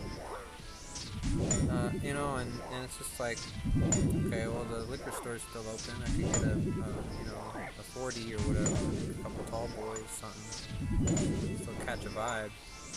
More like catch a hangover. Anyway, I'm just trying to say, like, maybe getting sober is the right thing, but like forcing people to be sober to be allowed to have a roof over their head, like forcing people to give up like cold turkey habits or whatever, it doesn't seem like the right option. It doesn't seem like the right solution. People are in the states that they are in, and they're in the circumstances that they live in. Like you can't always change these people just because you think,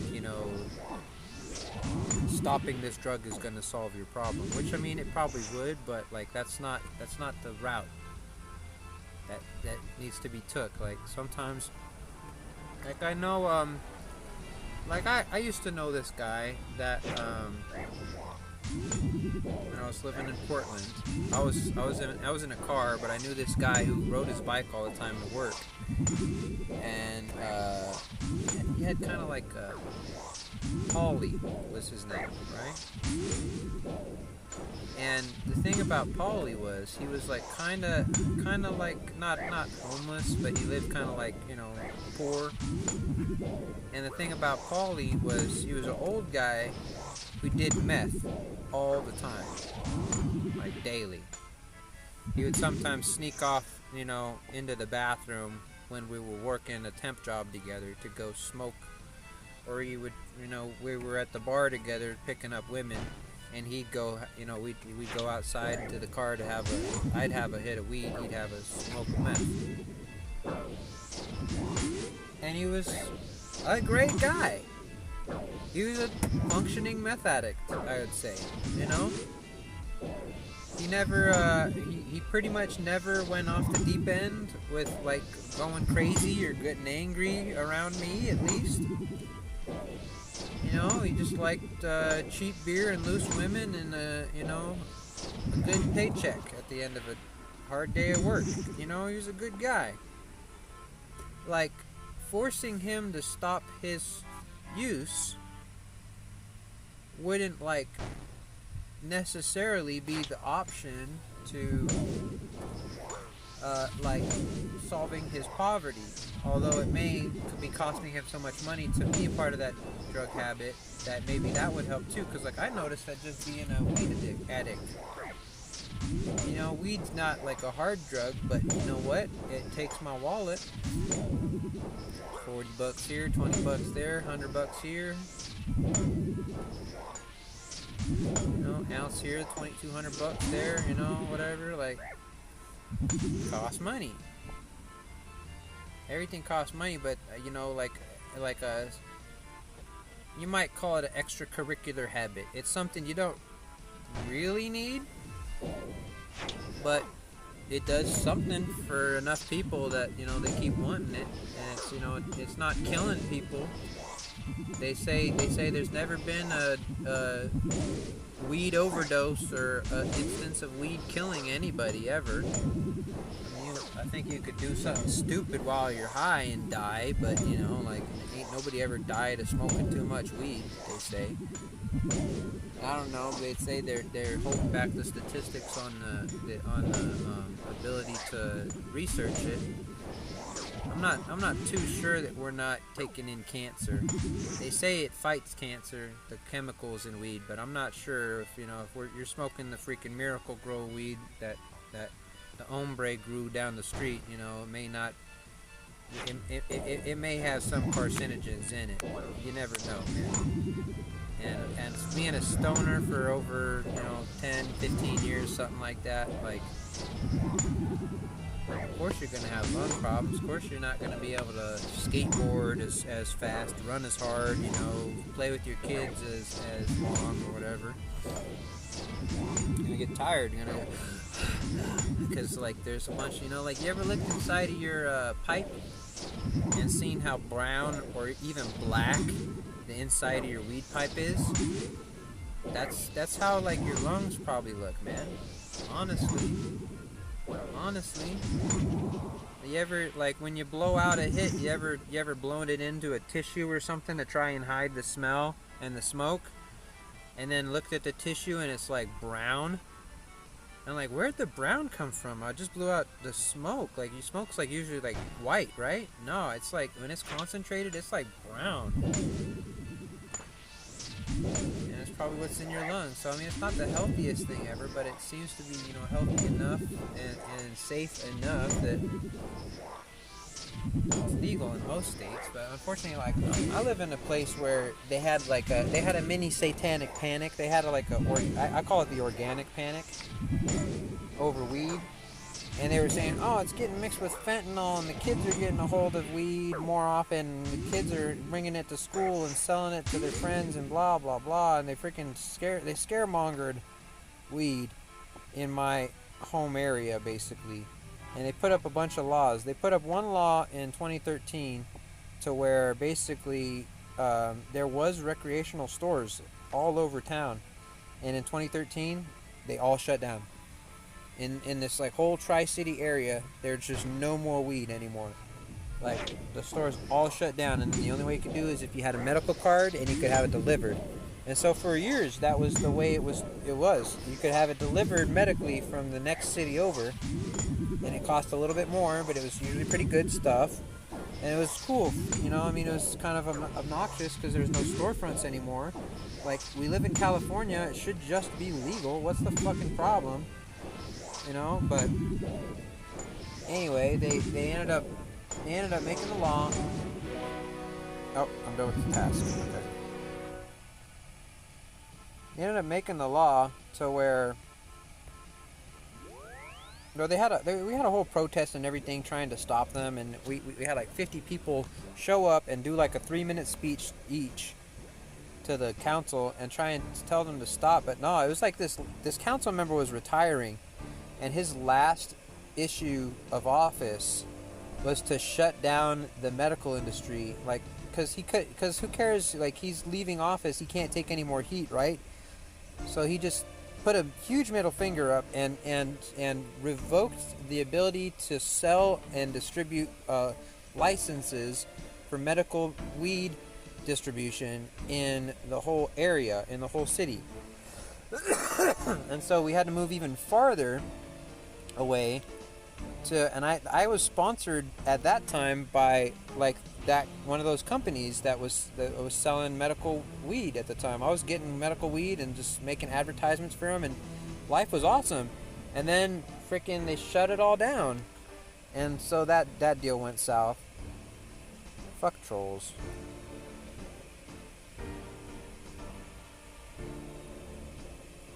That's what I'm talking about. 4 rune dragons, I'll take it.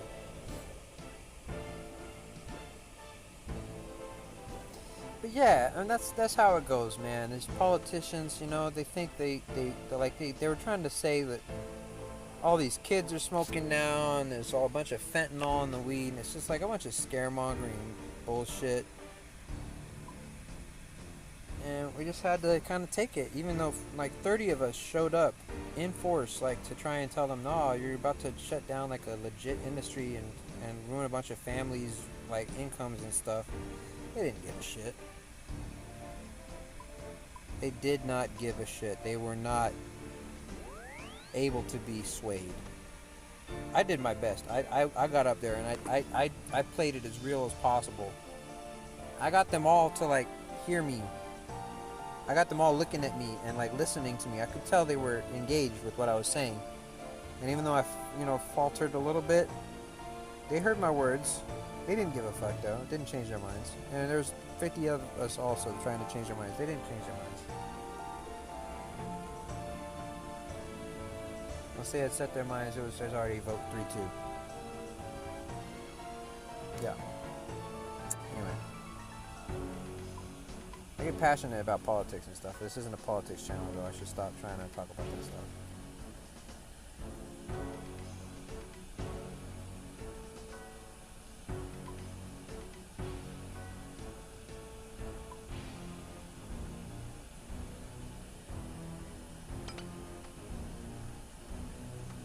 Alright, so we gotta do Rune Dragons now.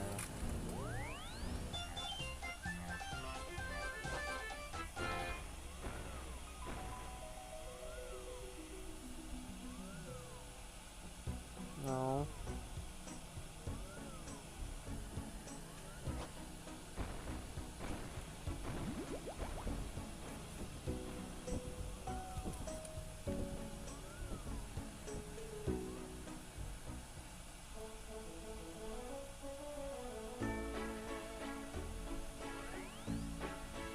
So I'm trying to figure out excuse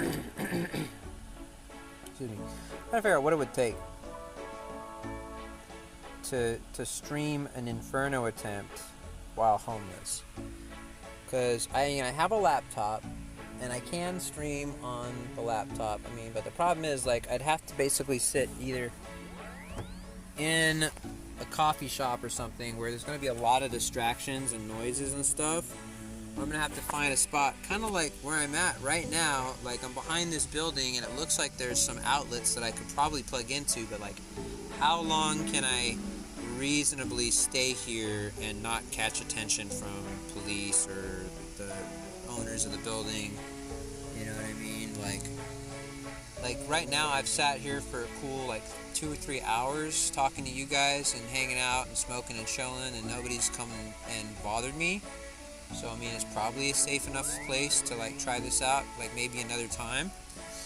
But it's literally right near a door, so I'm a little bit sketched out with plugging into it since it's like so near a door, like an exit. It looks like it's not very often used. I don't see like a lot of foot traffic or any like trash cans rolling in or out, kind of, like wear and tear on the door. And yeah, like it doesn't look like it's very often used. But I'm just kind of saying, like, it would probably look a little sketch depending on how I do it. So I might snake a line out, try and charge my good laptop, try and stream, see how the Wi-Fi goes some other time. I'm kind of looking at it like, I could probably make this work. I could probably make this work right here. Because this is the only option I would have for, like, a secluded way to do it, like on my good computer. Because I could do it at I tried the library and it sucks, dude. They have a firewall on their Wi-Fi to stop like MMOs or something, so like fucking I can't play RuneScape.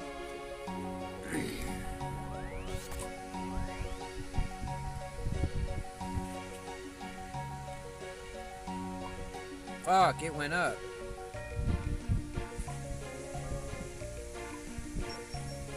I know the ward ain't cheap either right now. I might have to go with the basic Dragon Fire Shield.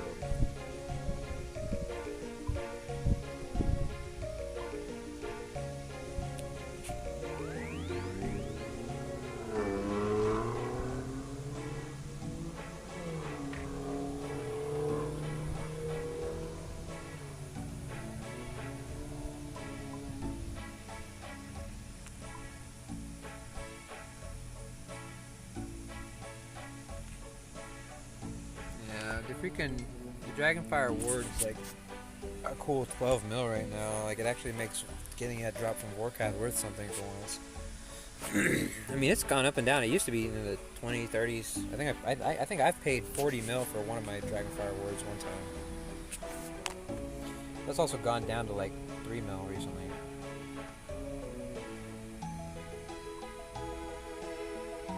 need them insulated boots.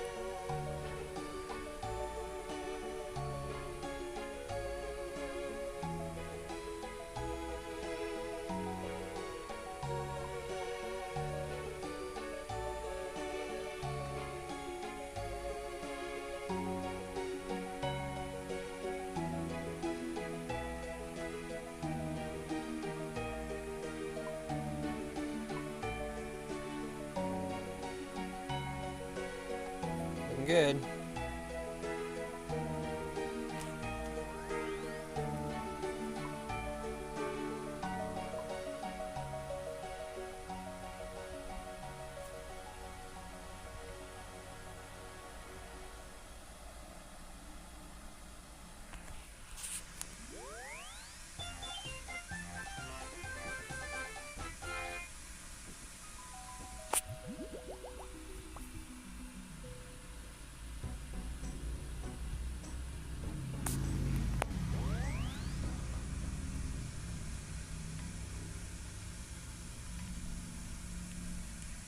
Apparently Rune Dragons can be pretty good money as an alt. I've never explored that opportunity. It seems kind of obnoxious because you're always taking the shock damage like on an alt, unless you're like really paying attention. Like, look, this guy's not even fighting his monster, it looks like. He's like AFK.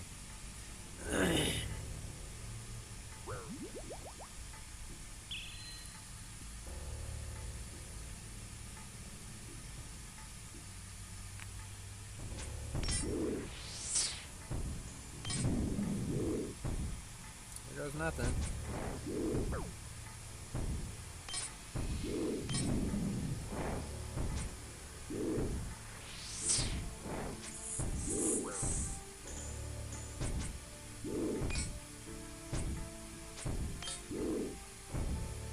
Oh, I usually bring that brawl to help out.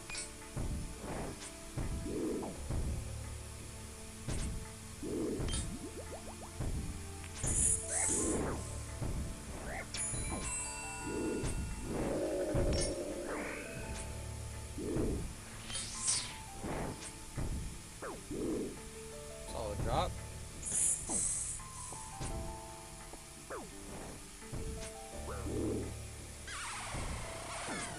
I can dig it.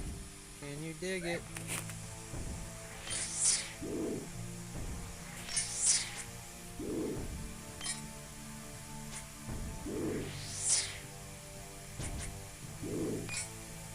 Yeah, I'm wearing the bracelets of expeditiousness that I wear as a bracelet to make the task more expeditious.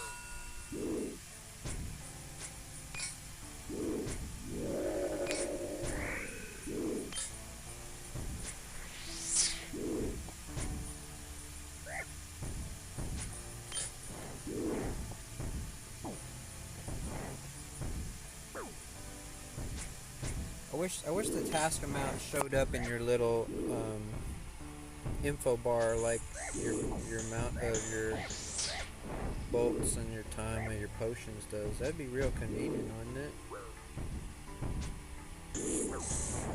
I'm wearing a Slayer helmet to just show you.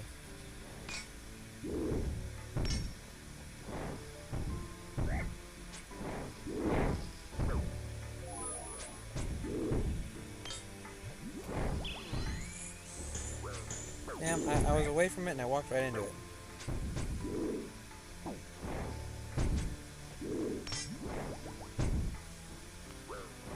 Whoa. Be the last one. Yes!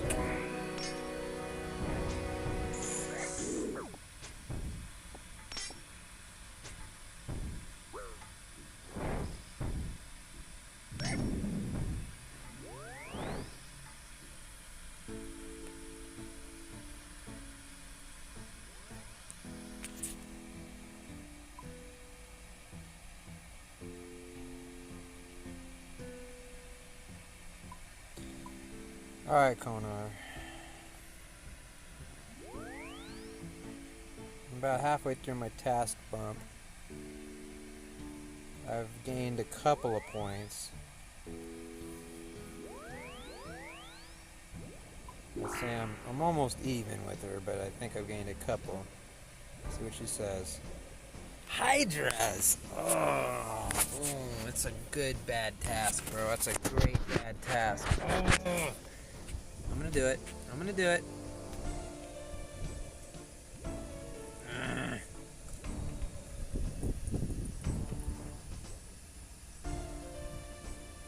It'll be fun. It'll be fun.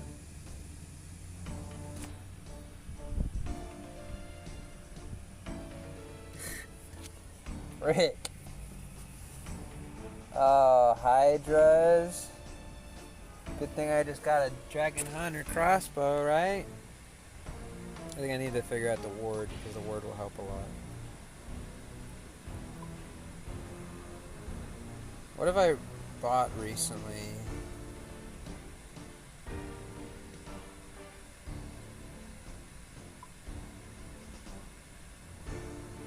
Tell you what, I'll sell these. Well, that's not even gonna help that much, huh? Where's my money at? What have I got recently that kind of forced me to be poor? Ah, the Blood Fury was 14 milli. That's what put me down a bracket. Okay.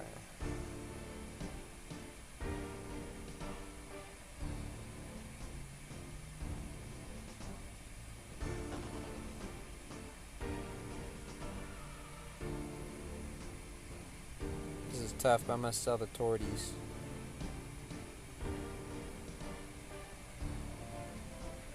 I'll make it back.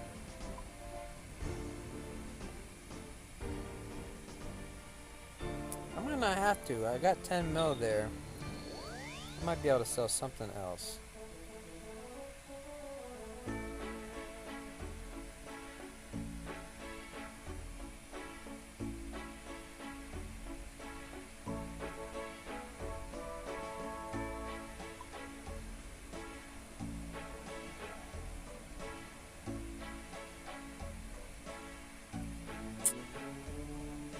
That's a rough one. How much is the award?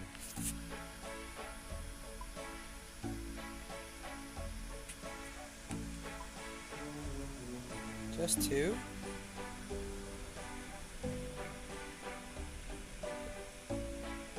It's on.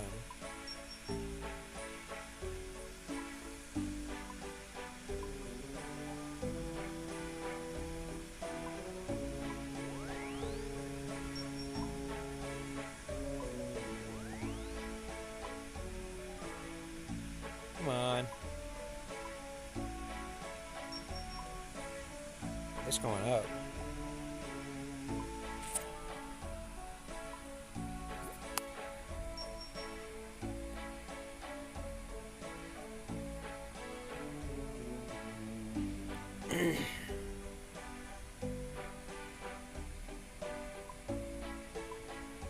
Always got some Dragon Fire bottle potions in my bank. Feeling good. Got the Masori.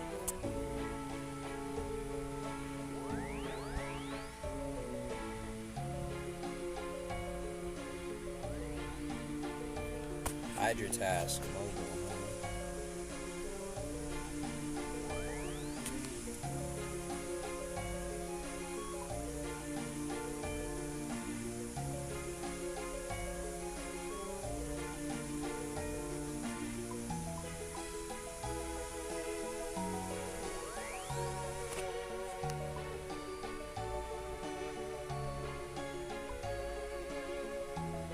Make sure I have all the basics. I don't need the Dragonfire potion. I do need these half doses of. Yep, that's why I got these half doses. Usually, what, 3, 4, 5 of these guys. Grip of food. I usually don't need that much food. I think I usually take 5 less because I end up taking too much in there. We're gonna do grip tele home tabs for quick homes. We're gonna get the thralls. I'm gonna make another stream for this, since it's a whole different task.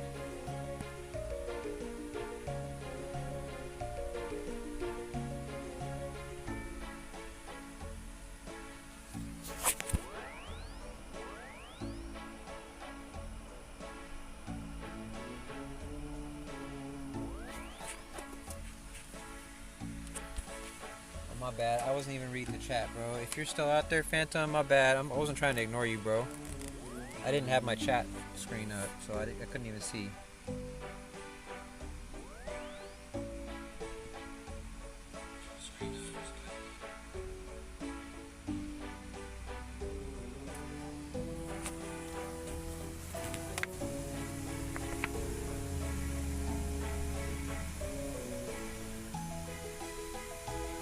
Okay, so I want to get more ruby bolts.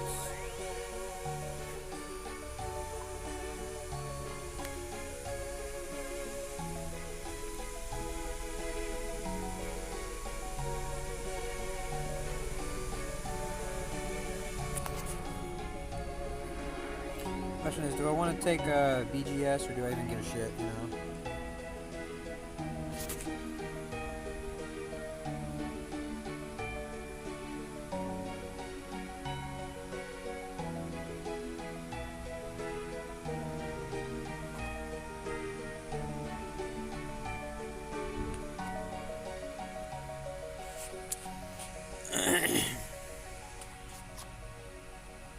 I want Pegasians.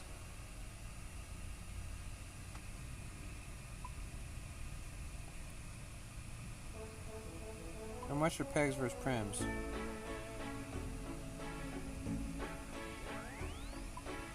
$31 versus 30. Oof. Stop making me sell shit.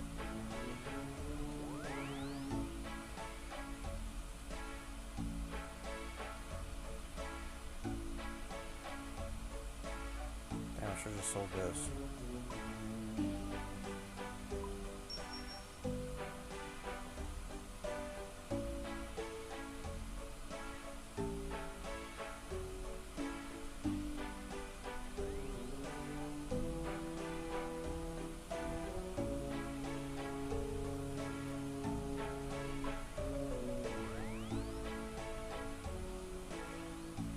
Now I hate to sell these because they were a gift, but I mean I'm gonna have them back.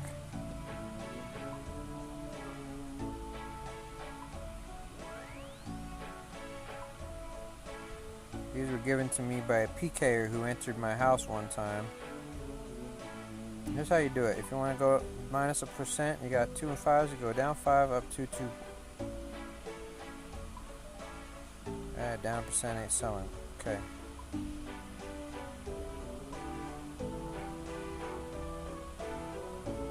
Down 2. Down 2 worked.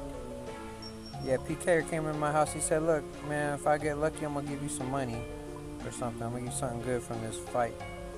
And he said, dude, I hit big. And he gave me the prims. I mean, his PK must have been over 100 mil if he's going to give me the fucking prims, right?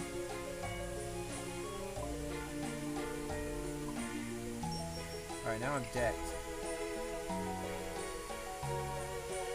I'm decked out. No, we're not going to use the Expeditious. Either we're going to use Barrow's gloves or we're going to use a slaughter bracelet to make it longer. How do I feel? Do I want to kill like 250 Hydra or do I want to kill 150?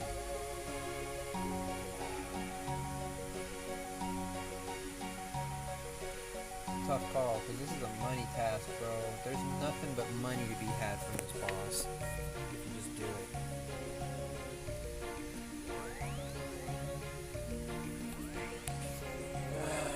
It's a tough choice. Let's start off killing them as hard as we can with the barrels gloves. That's what I got. I can't afford no Zerite shit. You kidding me?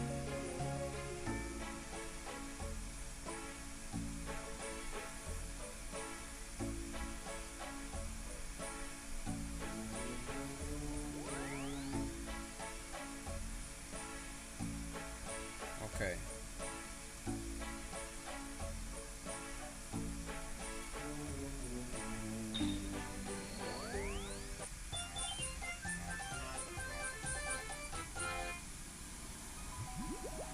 What I could really use is that scroll to get to Karulam.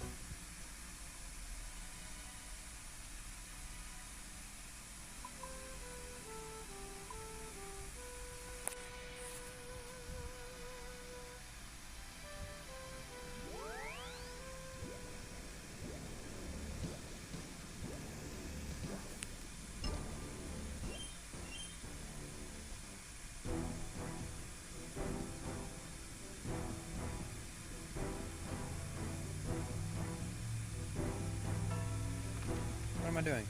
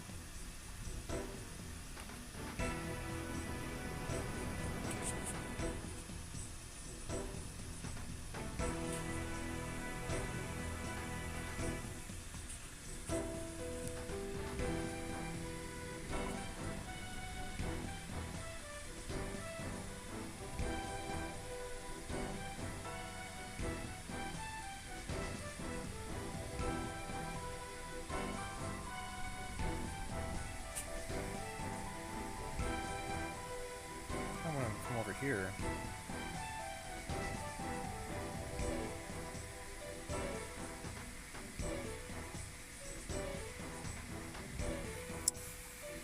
It's so nicely positioned over by the door now. I want him to come over here for the picture.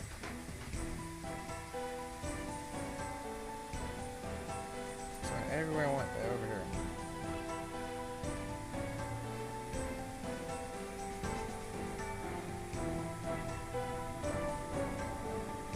I want the zoom way out. I want more detail.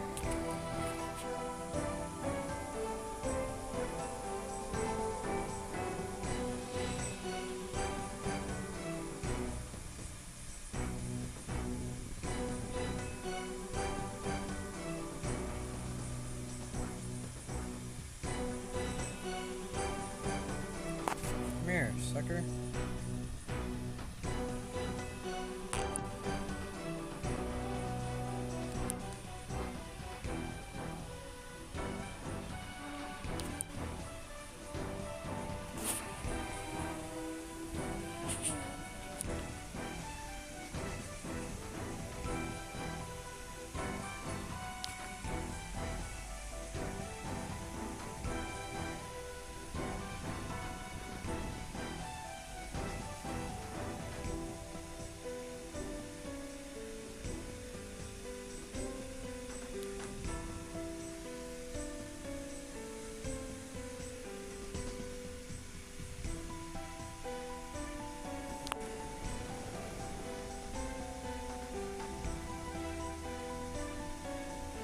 Come back over here, stupid. Okay, I don't have a finish with this dumb AI. Unless he comes over here.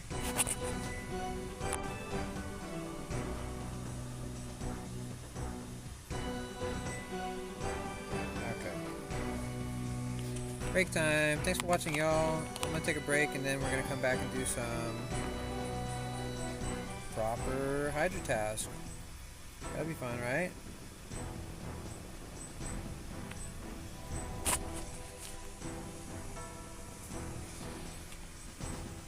Hydra Mobile. I'll show you how easy it is, guys. But not now. Later.